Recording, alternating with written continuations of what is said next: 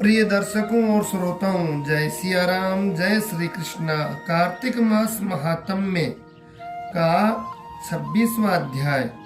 भगवान श्री कृष्ण बोले कि पहले उज्जैन में कोई धनेश्वर ब्राह्मण रहता था। वह अपने कर्मों को नहीं करता था, पापी और दुष्ट बुद्धि का था। रस, कंबल, चर्म के व्यापार करता और झूठ बोलता, चोरी, वेश्या, सुरापान इनको करता था और उनका चित्त दुखी रहता। खरीद फरोख्त का कार्य करता हुआ वह धनेश्वर कवि महर्षि की बसाई महिष्मती पुरी में पहुंचा, जो पवित्र नर्मदा नदी इसका परकोटा हो रही है। वहां धनेश्वर ने कार्तिक स्नान करने वालों को देख 1 महीना निवास किया। बिक्री के लिए नर्मदा के किनारे घूमते हुए उसने स्नान करके जप और पूजन में लगे हुए ब्राह्मणों को देखा। कोई पुराण पढ़ रहे हैं, कोई सुन रहे हैं, कोई नृत्य एवं गाने बजाने में मस्त है, कोई विष्णु की मुद्रा में अंकित है, तो कोई तुलसी माला पहन रहे हैं। ऐसा देखा नित्य वहां घूमता तथा वैष्णवों का दर्शन और भाषण सुना करता। इससे विष्णु के नाम का बोध हुआ। इस प्रकार महीने भर ठहर कर उसने कार्तिक के उद्यापन की विधि को तथा भक्ति सहित भगवान के जागरण को देखा। पूर्णमासी के दिन ब्राह्मण गो इनका पूजन, कार्तिक स्नान किए मनुष्यों को दिए गए भोजन दक्षिणा को देखा। फिर सायंकाल के समय मनुष्यों ने शिवजी की प्रीति के लिए दीप दान किया, उसको भी देखा।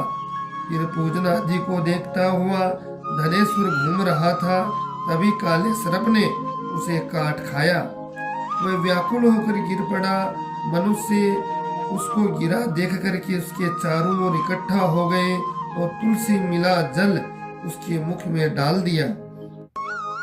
यम के किंकर यमदूत उस मरे हुए को बांधकर कोड़ा से मारते हुए यमराज की संयमनी पुरी को ले गए। चित्रगुप्त ने उसके सब बुरे कर्म यमराज को बताए कि इसने अपने जीवन में कोई सुकृत नहीं किया, इसके दुष्कर्मों को वर्ष भर में भी नहीं कह सकता हूँ। यह दुष्ट पाप की मूर्ति है, इसलिए कल्प तक ये नरक में निवास करे। श्री कृष्ण बोले कि वह यम, काल और अग्नि को समान रूप दिखाता हुआ अपने सेवकों से क्रोध से वचन बोला, ये प्रेतपतियों, इस पाप स्वरूप को मुदगरों से मारते हुए कुंभी पाक नरक में डाल दो। मुदगरों के लगने से उसका सिर फूट गया। फिर धनेश्वर को प्रेत योनि ने तेल के ओटा ने जिसमें शब्द हो रहा था ऐसे कुंभी पाक नरक में डाल दिया, किंतु उसके डालने से अग्नि शीतल हो गई, जैसे प्रहलाद को डालने से अग्नि शीतल हो गई। प्रेतपति के विस्मय युक्त हो वह सब वृत्तांत यमराज ने जाकर कहा। यमराज प्रेत योनि की बात सुनकर विस्मय से विचार करने लगा। तभी वहां नारद जी पधारे। यमराज ने उनका पूजन किया। उस धनेश्वर को वहां देखकर नारद जी बोले, हे अरुणानंदन, यह व्यक्ति नरक भोगने योग्य नहीं है, क्योंकि इसने अंतिम समय में नरकों को दूर करने वाला कर्म किया है। जो पुण्य करने वालों को दर्शन, स्पर्श और संभाषण सुनता है, वह पुण्य के 6ठे अंश को प्राप्त होता है।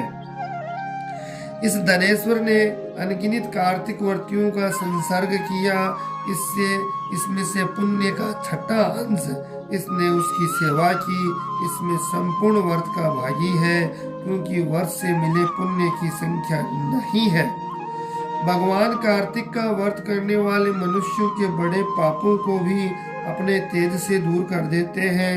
अंत समय में तुलसी मिले नर्मदा के जल से वैष्णवों ने इसके स्नान कराकर भगवान का नाम सुनाया। इससे इसके पाप दूर हो गए, उत्तम गति को प्राप्त ही होने योग्य है। विष्णु की इस पर कृपा है, इसलिए नरक में न गिरा जाए। जैसे गोले और सूखे पापों से नरक मिलता है, ऐसे ही अच्छे कर्मों से स्वर्ग मिलता है। इससे यह धनेश्वर यज्ञ योनि पाकर पाप भोगों को दिखाने वाले सब नरकों को देखकर मुक्ति को पावे। श्री कृष्ण बोले। यह कहकर जब नारद जी चले गए तब उसके पुण्य मालूम होने पर यमराज ने दूत के द्वारा उस धनेश्वर को सब नरक दिखाने के लिए फिर बुलाया। 27वां अध्याय यहीं से प्रारंभ है। श्री कृष्ण बोले। फिर यम की आज्ञा मानकर प्रेतपति ने धनेश्वर को नरक दिखाए और बोला, हे धनेश्वर, इस भयंकर घोर नरकों को देखो, जहाँ पापी मनुष्यों को यमदूतों द्वारा पकाया जाता है। तप्त बालू का वे घोर नरक है, जिसमें शरीर जले पापी लोग चिल्ला रहे हैं। भोजन के समय आए हुए भूखे अभ्यागतों का जो सत्कार नहीं करते, वे यहाँ पकाए जाते हैं। गुरु, अग्नि, गो, वेद, क्षत्रिय इनके जो लात मारते हैं, उनके पैर जलाए जाते हैं। इन नरक के 6 भद्र हैं, यह अनेक पापों से मिले हैं। ऐसे ही ये दूसरा अंधतामिश्र नामक नरक है। सुई के समान भयंकर मुख वाले तमोत की आदि कीड़ों से पापी मनुष्य के शरीर यहाँ पर काटे जा रहे हैं। ये भी 6 प्रकार का है। दूसरे का मर्म भेदने करने वाले पापियों के मांस को कुत्ता, गीद आदि खाते हैं। तीसरा ये करकच्छ नाम का भयंकर नरक है। और इस प्रकार से फिर 80 पत्र का नरक है। इस प्रकार से भगवान अनेक अनेक नरकों का वर्णन बता रहे हैं। अर्घलाख्य नरक है। 5वां कूट सालमनी नाम का नरक है। और इस प्रकार से ये नरकों का वर्णन है। वे मनुष्य 6 प्रकार के कष्टों को पाते हुए रक्तपोय नामक 6ठा नरक में जाते हैं। और इस प्रकार से यह भयंकर कुंभी पाक नामक का 7वां नरक बताया गया। धनेश्वर ये तेलादि द्रव्यों से 6 तरह का है। इसे देखो, इसमें महापात की मनुष्य की यम के दूत पीड़ित कर रहे हैं। कई हजारों वर्ष तक पापी इसमें यम यातना को भोगते हैं। इस और 42 रौरव आदि नरक को देखो, ये भयंकर नरक है। 84 तरह के कुल नरक है। इस प्रकार से वह धनेश्वर धनाध्यक्ष नाम से प्रसिद्ध कुबेर का अनुचर हुआ, और जिसके नाम से विश्वामित्र ने अयोध्या में एक तीर्थ बनवा दिया। यह प्रभाव वाला कार्तिक का व्रत मुक्ति को देने वाला है। जो इस व्रत को करे, उसको करने वाले का दर्शन करे, उसको भी मुक्ति मिल जाती है। इस प्रकार से कार्तिक मास का व्रत करने का बड़ा महात्म्य बताया है। 28वां अध्याय यहीं से प्रारंभ होगा। सुत जी ने कहा, हे ऋषियों, श्री कृष्ण अपनी प्रिय सत्यभामा को इतनी कथा सुनाकर संध्या वंदन करने के लिए चले गए। कार्तिक महात्म्य में मैंने जो उनके द्वारा कहा गया आपको सुनाया। श्री विष्णु भगवान को प्रसन्न करने वाला तथा भक्ति एवं मुक्ति दोनों को ही प्रदान करने वाला है। जागरण, प्रातः स्नान, तुलसी सेवन, उद्यापन, दीपदान, ये कार्तिक माह के 5 व्रत हैं। इनको करने वाला मनुष्य जीवन में सब व्याधियों से दूर हो रहता है। ऋषि ने पूछा, आपने श्री विष्णु भगवान को प्रसन्न करने वाला, उत्तम फल देने वाला जो कार्तिक का व्रत इतिहास से सुनाया, जिसे सुनकर हमें आनंद हुआ। आपने बताया कि यह व्रत दुखों और पापों को दूर करने वाला है। मोक्ष और काम भोग की इच्छा रखने वाले अवश्य ही करेंगे। अब आप बतलाइए कि ये व्रत करने वाला किसी संकट में पड़ जाए, रुग्ण हो जाए, गहन वन में भटक जाए, तो इस उत्तम शुभ फलदाता व्रत को कैसे संपन्न करे, क्योंकि ऐसा उत्तम व्रत कठिनाई में भी त्यागने योग्य नहीं है। सुत जी बोले, आपने भी भला प्रसन्न किया। इस व्रत को संकल्प लेकर वह मनुष्य श्री विष्णु अथवा शिव के मंदिर में जाकर अथवा इसके अभाव में किसी अन्य देव स्थान में जाकर जागरण, भजन, कीर्तन किया करे। जो किसी कठिन वन में हो तो तुलसी वन अथवा पीपल के वृक्ष के नीचे ऐसा करे। श्री विष्णु मंदिर में विष्णु सहस्त्र नाम का जाप करे। कीर्तन, नृत्य करना चाहिए। और किसी ऐसे स्थान पर पहुंच जाए जहाँ स्नान योग्य अच्छा जल न हो तो विष्णु भगवान का नाम से मार्जन कर ले। यदि दीपदान न कर सके तो पराये बुझे दीपक को ही जला दे। उसमें हवा लगती हो उसे हवा से बचा दे। तुलसी का पूजन करने के लिए तुलसी का पौधा न हो तो वैष्णव का पूजन करें, क्योंकि श्री भगवान सदा अपने भक्तों के समीप रहते हैं। इन सब के अभाव में व्यक्ति को चाहिए कि पीपल और बड़ वट के वृक्षों का पूजन करे, क्योंकि ये दोनों वृक्ष अति पूजनीय कहे गए हैं। वर्ती को चाहिए कि वह पीपल वृक्ष का स्पर्श न करे, यदि करे तो केवल शनिवार के दिन ही स्पर्श करे। इस प्रकार से 19वां अध्याय प्रारंभ होता है। ऋषियों ने पूछा, हे महर्षि, आपने बताया कि वृत्ति को पीपल और बड़ के वृक्षों का पूजन करना चाहिए, सो ये पूजनीय क्यों है? ये वृक्ष देवरूप कैसे हुए? इस संदेह का निवारण करने की कृपा करें। सूत जी बोले, हाँ, मैंने जो आपको बतलाया कि पीपल का वृक्ष विष्णु, बड़, शंकर तथा पलाश ब्रह्मा जी के रूप है, ये बात सत्य है। इस संबंध में आपको वह इतिहास सुनाता हूँ। एक समय किसी उत्तम वन में भ्रमण करते हुए शिव पार्वती हास विलास कर रहे थे। वह अग्नि आदि देवता मनोविनोद के लिए ब्राह्मण का रूप धर करके पहुंच गए। तरह तरह से विघ्न लगने लगे। पार्वती ने विशेष सुख से विघ्न करने वाले देवताओं से कहा, कृमि और कीट आदि भी विशेष सुख का ज्ञान रखते हैं, उसका महत्व समझते हैं तथा उसकी मर्यादाओं का उल्लंघन नहीं करते। तुमने तो इस कार्य में विघ्न किया, सो हे देवताओं, तुम सभी जड़ वृक्ष हो जाओ। सूत जी बोले, पार्वती जी द्वारा दिए गए इस श्राप के वश में ही समस्त देवताओं को दिया गया। विष्णु, शंकर, ब्रह्मा भी क्रमशः पीपल, बड़ और पलाश वृक्ष हो गए। हे मुनिवर, आपने कहा पीपल के वृक्ष का स्पर्श केवल शनिवार को दिन करना चाहिए, शेष दिनों में नहीं करना चाहिए। हमें इस विषय में शंका है, कृपया इस शंका का निवारण कीजिए। सूत जी बोले, आपकी शंका के निवारण के लिए मुझे समुद्र मंथन वाली घटना याद दिलानी होगी। समुद्र मंथन में देवताओं को रत्न मिले, उसमें कौस्तुभ मणि और लक्ष्मी जी विष्णु को प्राप्त हुए। जब विष्णु ने लक्ष्मी को अपनी भार्या बनाने की बात स्वीकार करी तो लक्ष्मी बोली, हे देव, मुझसे बड़ी बहन जो कुंवारी है, तो वो छोटी का विवाह आप पहले क्यों करते हो? सनातन धर्म के अनुसार बड़ी बहन का विवाह होने के बाद ही छोटे का विवाह होना चाहिए। ये सुनकर विष्णु ने उदालक नामक तपस्वी के साथ अनुग्रह करके लक्ष्मी की बहन अलक्ष्मी का विवाह कर दिया। बड़ी बहन लक्ष्मी का मुख स्थूल था, बड़े बड़े दांत, लाल नेत्र, शरीर जीर्ण व कर्ष था। धर्मज्ञ मुनि उदालक ने विष्णु की आज्ञा और उसको अंगीकार कर लिया और अपने आश्रम पर ले आए। वहाँ होम का सुगंधित धुआं उठ रहा था, वेद ध्वनि हो रही थी, सुख शांति का साम्राज्य था। ऐसे स्थान को देखकर दुखी होती हुई है लक्ष्मी बोली, हे ब्रह्मन, ये स्थान मेरे निवास के योग्य नहीं है, मुझे आप किसी और जगह ले चलो। उदालक बोला, कांते, क्या बात हुई? तुम यहाँ क्यों नहीं रहोगी? लक्ष्मी कहने लगी, स्वामी, जहाँ वेद ध्वनि होती है, होम होता है, भगवत भजन होता है, अभ्यागतों का सत्कार होता है, यज्ञ दान होते हैं, शुभ कार्य होते हैं, स्त्री पुरुष प्रेम पूर्वक रहते हैं, देव और पितृजनों का पूजन होता है, वहाँ मैं कैसे रहूं?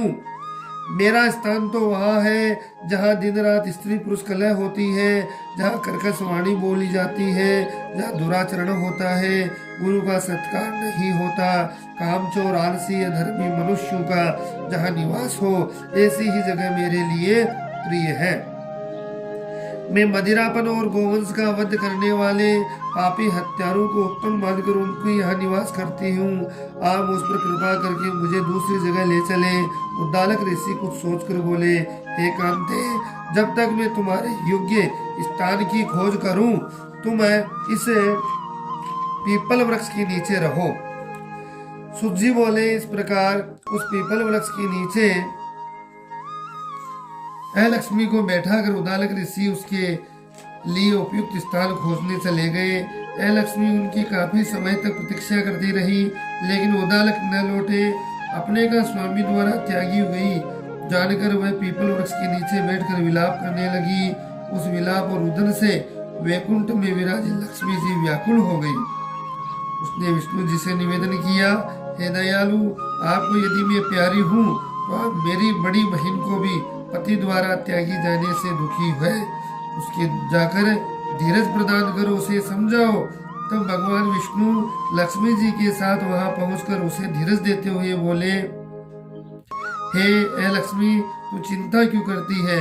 तू इस पीपल को ही अपना आश्रय दान जान करके यहीं पर रह जा। यह मेरे अंश से उत्पन्न हुआ है, मेरा ही रूप है और मैंने तुझे यह स्थान दिया है। प्रतिवर्ष कार्तिक पूर्णिमा को यहाँ पर तेरा पूजन होगा। जो व्यक्ति तुम्हारा पीपल पूजन के नीचे आज के दिन करेंगे, उनके घर में तेरी छोटी बहन अचल होकर विराजमान होगी, जिससे तेरा अपकीर्ति नहीं होगी, तुम्हें अपयश नहीं मिलेगा। अब स्त्रियों द्वारा आज के दिन धूप दीप तुम पूजित होगी। और जो प्रतिदिन शनिवार के दिन पीपल को सूत लपेटकर तुम्हारा पूजन करेंगे, उनके मनोरथ सिद्ध होंगे। हर रविवार के दिन जो तुम्हारा स्पर्श करेगा वह दरिद्रता को प्राप्त करेगा। ऐसा कहकर के विष्णु भगवान लक्ष्मी सहित चले गए। ए लक्ष्मी वहां पर रहने लगी। सुत जी बोले, मैंने श्री कृष्ण, सत्यभामा तथा नारद जी और पृथु के मध्य संवाद को आप लोगों को सुनाया। समस्त ऋषिगण अपनी जिज्ञासा को शांत करके आनंदित हो गए। बद्री का आश्रम दर्शन हेतु चले गए और इस पवित्र ज्ञान से परिपूर्ण कथा का जो भी मनुष्य सुनता है, पढ़ता है, वह पापों से दूर होकर के अपने जीवन को सुखमय बनाता है। इस प्रकार से 32वां अध्याय प्रारंभ हो रहा है। तो भीष्म पंचक की कथा इसमें है कि राजा पृथु कहते हैं कि हे नारद जी, भीष्म पंचक व्रत कैसे प्रसिद्ध हुआ? तब नारद जी कहने लगे, हे राजा पृथु, यह व्रत कैसे प्रसिद्ध हुआ सो सुनो। श्री कृष्ण ने भीष्म की इस व्रत पर वृतांत कहा। भीष्म ने इस व्रत को किया, इसी से ये भीष्म पंचक व्रत कहलाया। जब पांडवों ने श्री कृष्ण को दूत बनाकर दुर्योधन के पास भेजा तो विदुर जी के पास आए। विदुर जी ने उनका बड़ा सत्कार किया, क्योंकि भगवान तो प्रेम से प्रसन्न होते हैं। धन, शूरवीरता और पांडित्य इनको नहीं देखते। जिसे भगवान के पलक के इशारे पर यह संसार निर्मित होता है, पोषित होता है, अंत में नाश को प्राप्त हो जाता है। देवता लोग भी जिनको जानने में असमर्थ है, वही भगवान अपने भक्त कुंती के पुत्रों का कार्य करने के लिए दूत बनकर के आए हैं। तब भीष्म जी उनका आगमन सुनकर मिलने के लिए आए। भीष्म जी का आगमन सुनकर श्री कृष्ण ने उनको नमस्कार किया। फिर भीष्म जी कहने लगे, भगवान आप त्रिलोकी के नाथ हैं, ब्रह्मादिक देवता भी आपकी माया को नहीं जान सकते। वहीं आप पांडवों के दूत बनकर आए हैं। ऐसा पांडवों के पास क्या वशीकरण मंत्र है जिनके प्रभाव से आप उनके इतने वशीभूत है हो? सो हे कृपालु, आप सर्वज्ञ हैं, इसका कारण बतलाइए।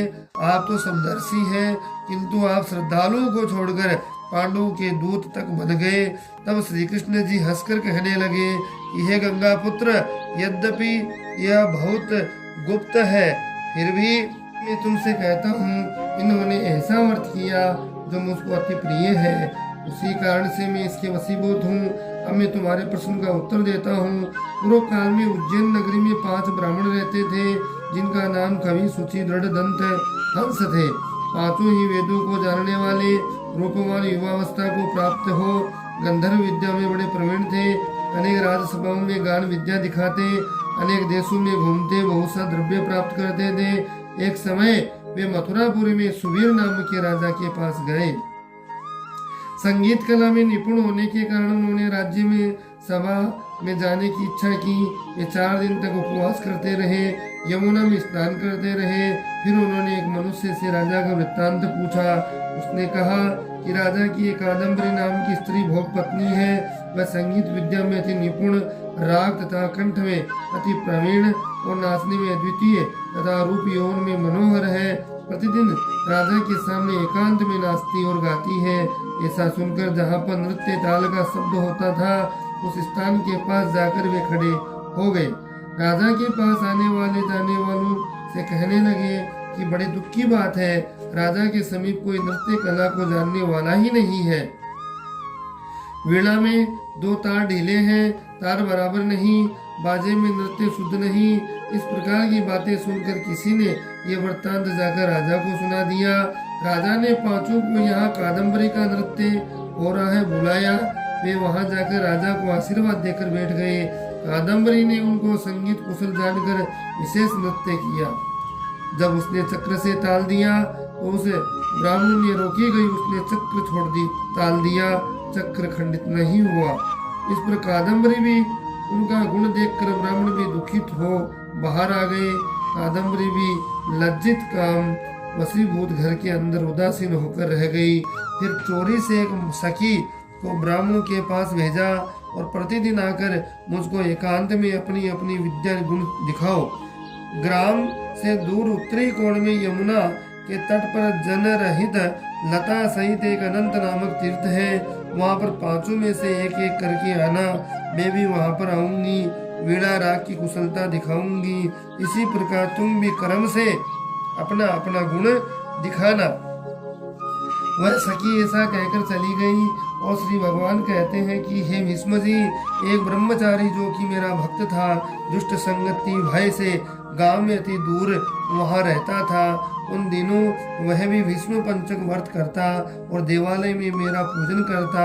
उस दिन कार्तिक शुक्ला एकादशी का दिन था। तब उन ब्राह्मणों में से कवि नाम का ब्राह्मण वहां आया और कादम्बरी भी वहां मुनि के स्थान पर पहुंच गई।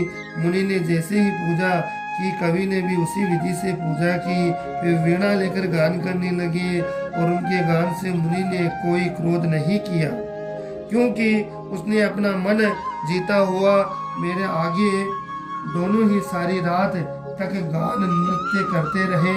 मुनि को गोबर का आचमन करते देख कवि ने गोबर का आचमन किया। प्रातः काल होते ही कादम्बरी राजा के पास गई। मुनि संगति से उसके सब पाप नष्ट हो गए।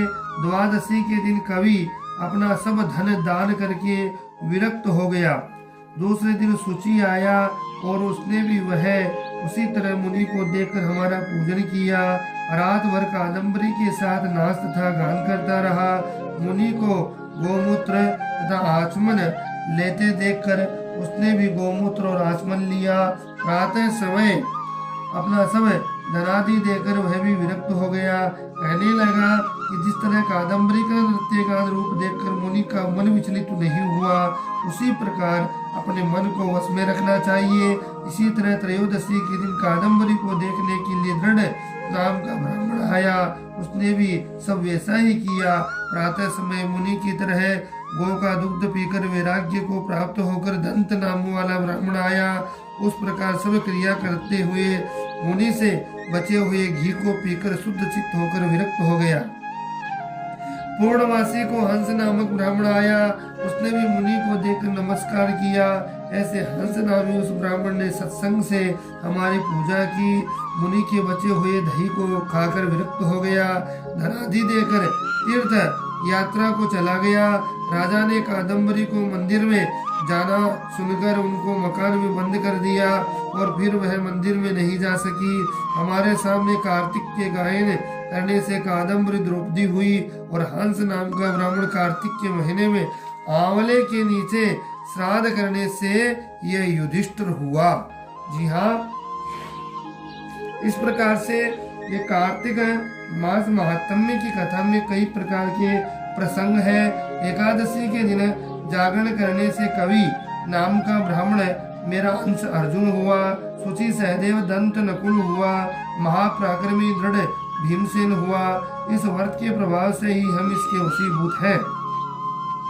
अब तुम्हारे इस व्रत के करने से यह व्रत पंचक कहलाएगा और जो कोई मथुरा में इस व्रत को करेगा उसको हम स्वर्ग लोक, ब्रह्म लोक, विष्णु लोक तथा वैकुंठ लोक देते हैं। नारद जी कहते हैं कि इस व्रत का वृत्तांत सुनकर भीष्म जी अत्यंत प्रसन्न हुए। सदैव वर्ष में इस वर्ष के जो व्रत करते हैं, इसी कारण इस व्रत का नाम भीष्म पंचक हुआ।